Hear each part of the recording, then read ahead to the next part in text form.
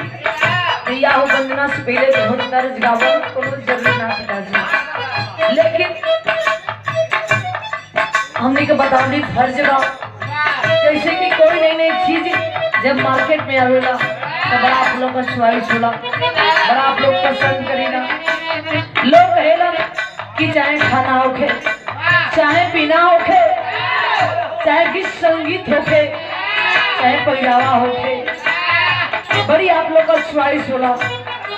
चाहे गायक होखे, चाहे गायिका होखे, बड़ी आप लोग प्यार पसंद करेला। भैया अपनी डाटो लोग बड़ा आगे चलो, पीछे चलो, ये ठंडी चवन्नी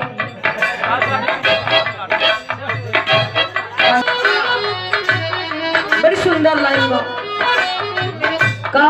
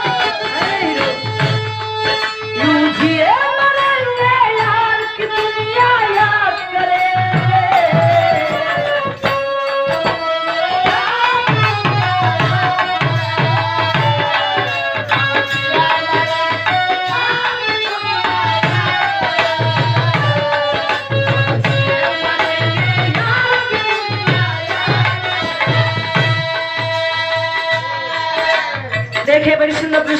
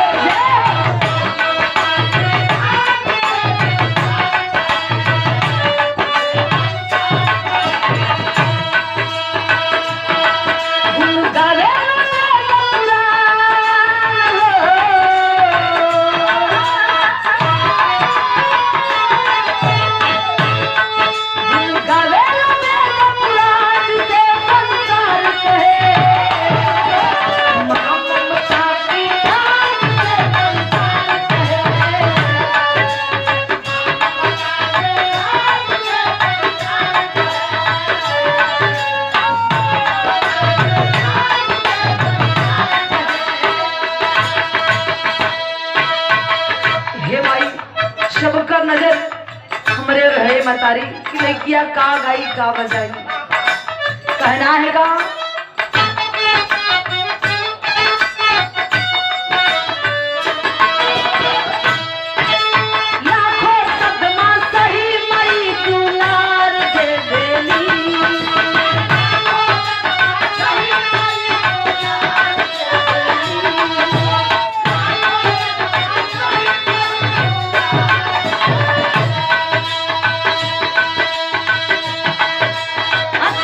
के छैया में